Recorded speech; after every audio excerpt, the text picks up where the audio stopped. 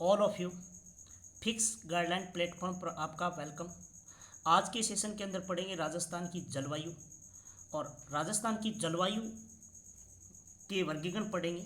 और सामान्यतः राजस्थान के जलवायु के जो वर्गीकरण है वो दो प्रकार से बांटा गया। एक का सामान्य वर्गीकरण, दूसरा है व्यक्तिगत वर्गीकरण। तो सबसे पहले देखिए जलवायु किसे कहते हैं।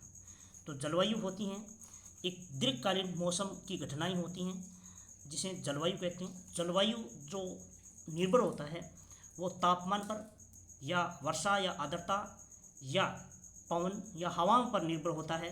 वो ऐसी दीर्घकालीन जो मौसम की जो घटनाएं होती हैं उसे जलवायु कहते हैं।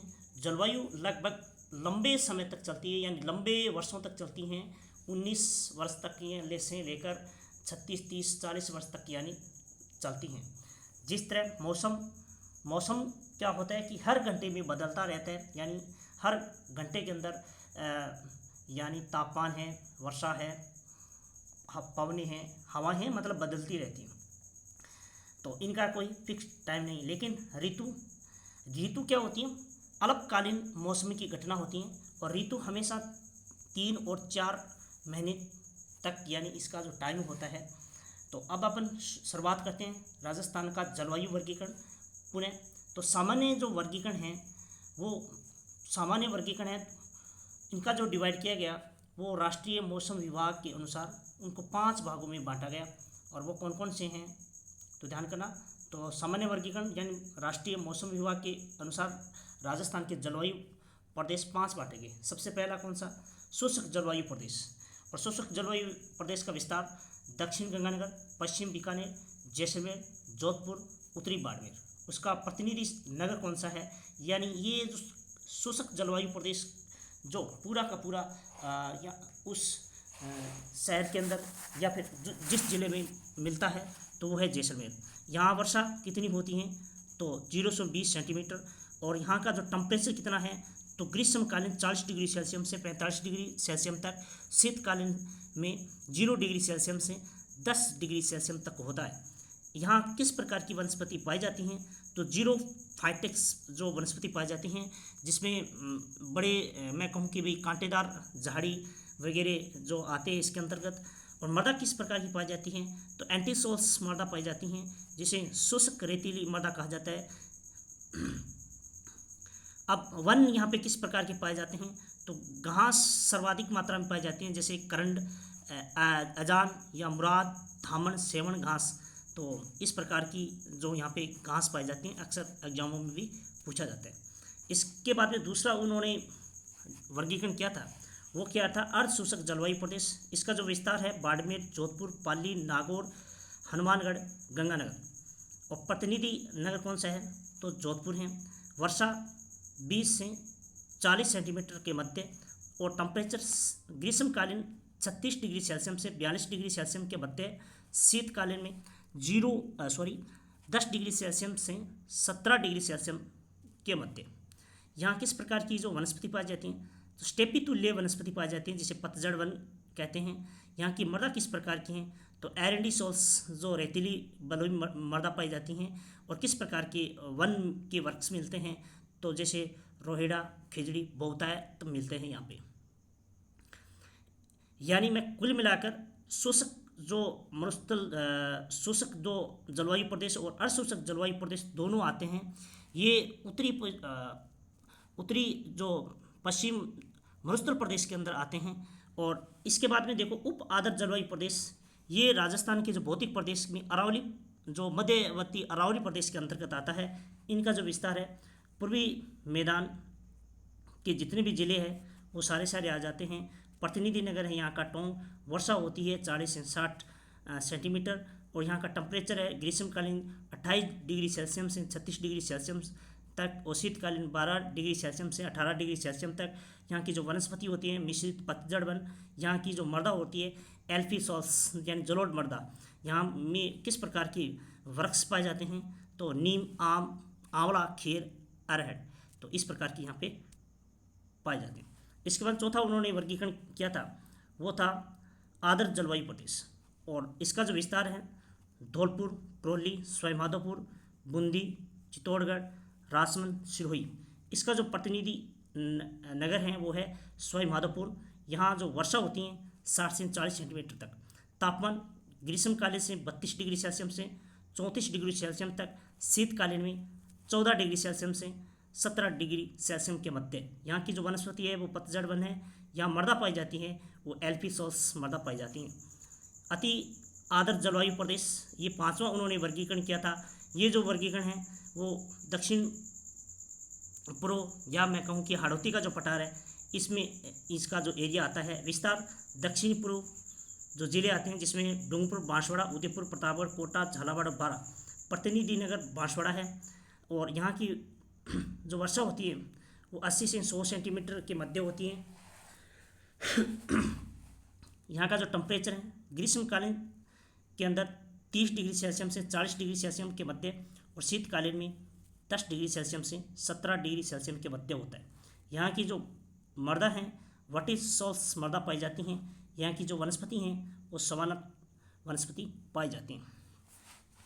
अगला जो वर्गीकरण करेंगे अपने व्यक्तिगत वर्गीकरण करेंगे, और व्यक्तिगत वर्गीकरण के अंदर अपन 3 मोस्ट जो भूगोलविद हैं, यानी उन्होंने राजस्थान के जलवायु प्रदेश को बांटा, उनके नाम पढ़ेंगे। एक तो है व्लादिमीर कोपेन ने, उन्होंने भी 4 प्रकार बताए।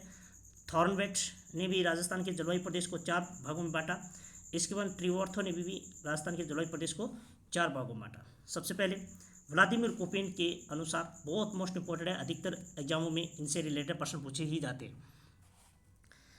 डॉक्टर व्लादिमीर कोपेन जर्मन के प्रसिद्ध यानी भूगोलवेत्ता है। उनका जो जन्म हुआ था रशिया के अंदर हुआ था। और डॉक्टर व्लादिमीर कोपेन ने सन 1918 में वनस्पति के आधार पर राजस्थान की जलवायु को 4 भागों में उन्होंने डिवाइड किया था। इस वर्गीकरण के लिए डॉक्टर व्लादिमीर कोपेन ने राजस्थान की वर्षा या तापमान को महत्व दिया था। व्लादिमीर कोपेन ने राजस्थान की जलवायु को इन 4 सांकेतिक शब्दों में वर्णित किया है, जैसे इस तरह BWSW जलवायु प्रदेश, BSSW जलवायु प्रदेश, CWG जलवायु प्रदेश, AW जलवायु प्रदेश। अब इन कंसेप्ट को समझेंगे कि बी का मतलब क्या होता है, W का मतलब क्या होता है, H का मतलब क्या होता है, D का मतलब क्या होता है। ये अपन नीचे पूरा मैंने पूरे डिटेल से ये समझाने की प्रयास किया है। आगे सबसे पहले देखिए, उन्होंने बताया था BWSW, इसका मतलब शुष्क मरुस्थलीय जलवायु प्रदेश। इनका जो विस्तार है वो श्री गंगानगर, हनुमानगढ़, जैसलमेर, बीकानेर तथा उत्तरी पश्चिमी जोधपुर का हिस्सा आता है। और इसका प्रतिनिधि नगर है वो बीकानेर है। यहाँ की जो वार्षिक जो वर्षा होती है वो 10 से 20 सेंटीमीटर होती है। दूसरा उन्होंने बांटा BSHW, इसका मतलब होता है अर्ध शुष्क जलवायु प्रदेश। इनका जो विस्तार है नागौर, बाड़मेर, जालौर, सिरोही, पाली, जोधपुर, झुंझुनू, चूरू, सीकर। इसका जो प्रतिनिधि तो जो जिला है वो है नागौर। और कोपेन के अनुसार सबसे बड़ा जलवायु प्रदेश यही है। और CWG उप आर्द्र जलवायु प्रदेश, इनका जो विस्तार है वो राजस्थान के टोंक, दक्षिणी पूर्वी अरावली के समस्त जिले आते हैं। प्रतिनिधि जो जिला है यहाँ का टोंक है। अंतिम उन्होंने बांटा AW अति आर्द्र जलवायु प्रदेश। ये यानी ये जलवायु जो प्रदेश है इनका जो विस्तार है डूंगरपुर, प्रतापगढ़, बांसवाड़ा, चित्तौड़गढ़, उदयपुर। और प्रतिनिधि जिला है बांसवाड़ा। और डॉक्टर व्लादिमीर कोपेन के अनुसार राजस्थान का सबसे कम जलवायु वाला प्रदेश यही है। और अब अपन पढ़ेंगे कि भाई A का मतलब क्या होता है, B का मतलब क्या होता है, ठीक है ना। तो ये पूरा कंसेप्ट समझेंगे। अब देखिए, जलवायु संबंधित प्रतीक चिन्हों से संबंधित चिंतित विवरण कोपेन के वनस्पति के आधार पर उन्होंने 5 प्रकार बताए। पहला A को उन्होंने माना, A को उन्होंने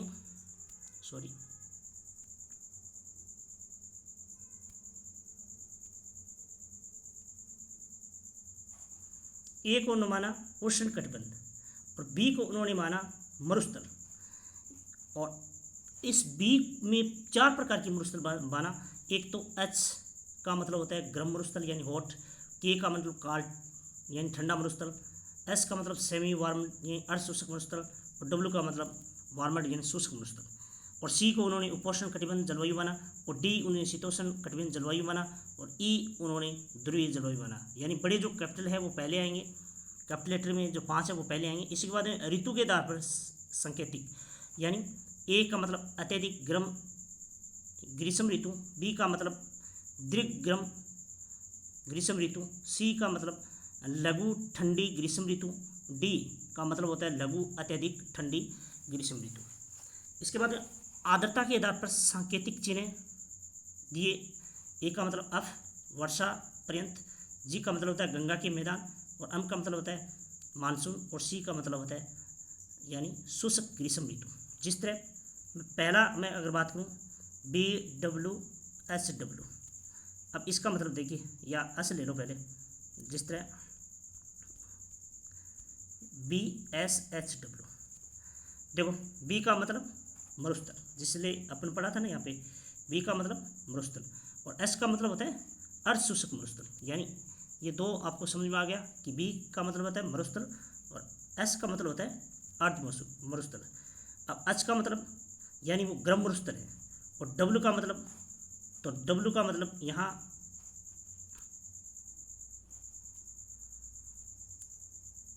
यहाँ वार्मड है, ठीक है ना, मतलब शुष्क मरुस्थल है। तो इस प्रकार इनको बांटकर बनाए गए हैं,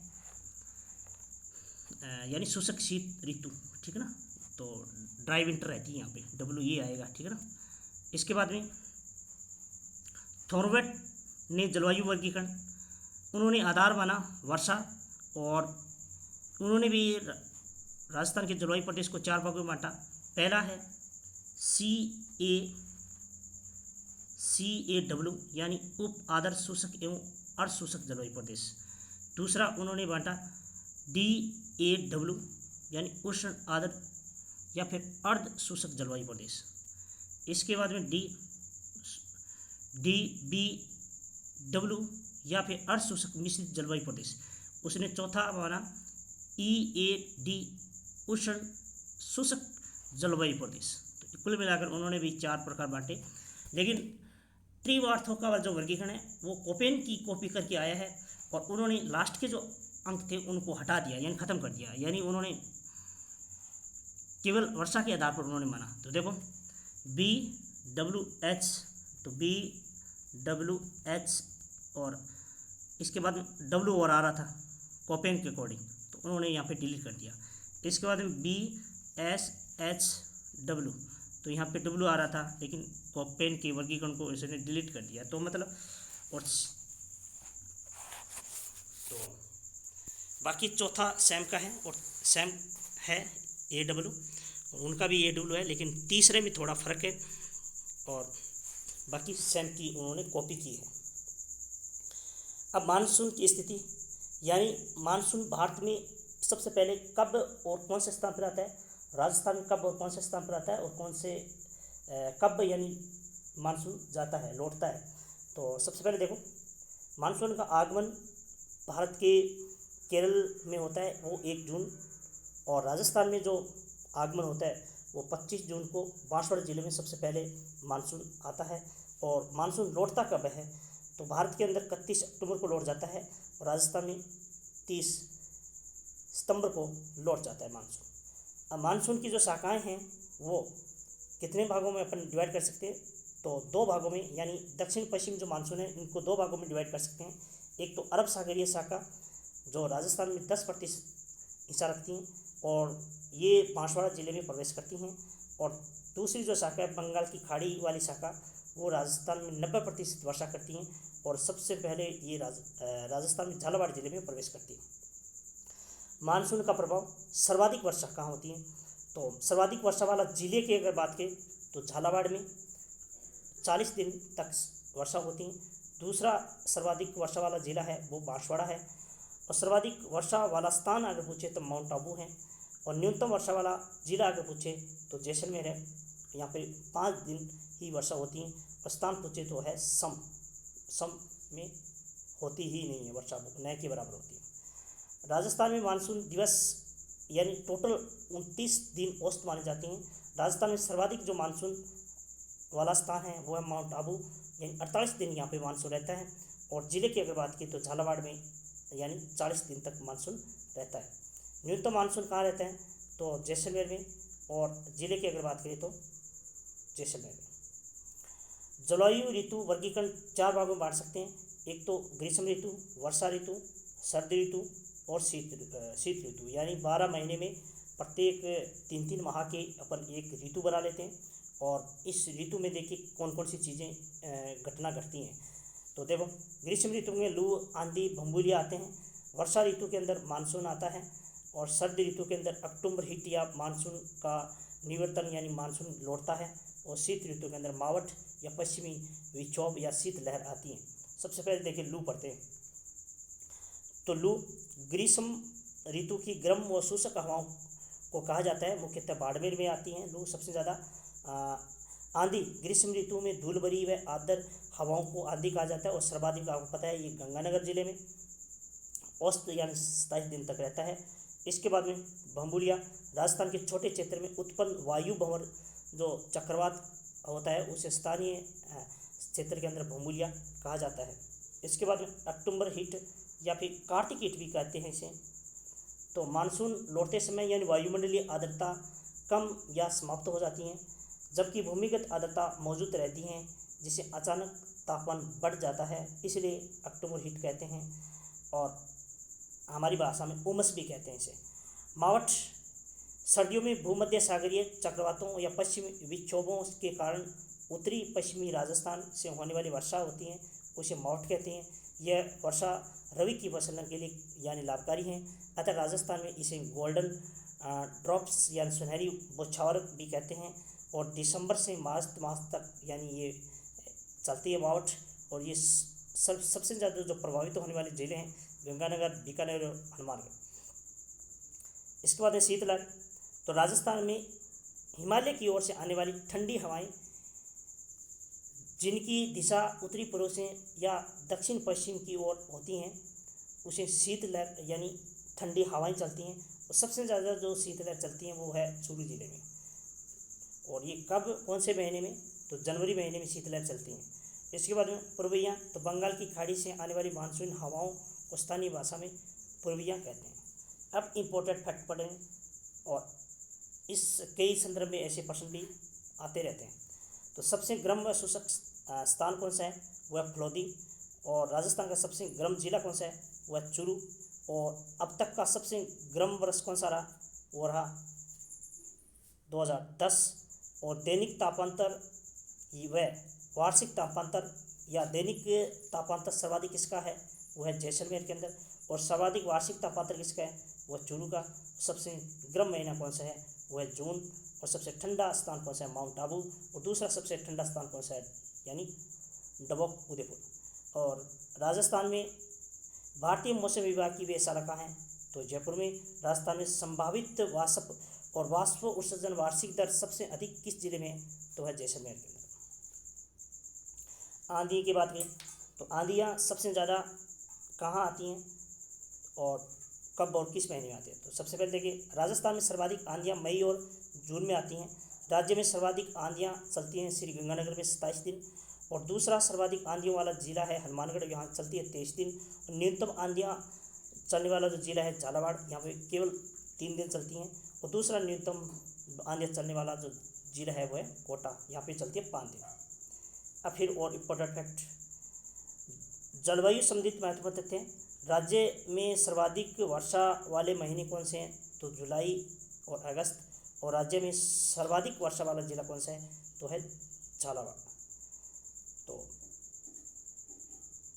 इसके बाद में राज्य में सबसे कम वर्षा वाला जिला कौन सा है, तो जैसलमेर, 10 सेंटीमीटर यहाँ पर वर्षा होती है। राज्य में सर्वाधिक वर्षा वाला स्थान कौन सा है, तो माउंट आबू सिरोही में होता है सबसे ज़्यादा। राज्य में सबसे कम वर्षा वाला स्थान कौन सा है, तो सम है। 50 सेंटीमीटर जो वर्षा रेखा राजस्थान के 2 भागों में बांटती हैं।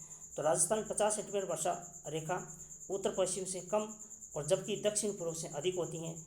और राज्य का सर्वाधिक आर्द्रता वाला जिला कौन सा है, झालावाड़।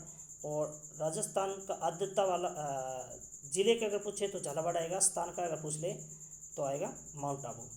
और राज्य में सबसे कम आर्द्रता वाला स्थान यानी दूसरा है, ठीक है ना, फ्लोदी, जोधपुर।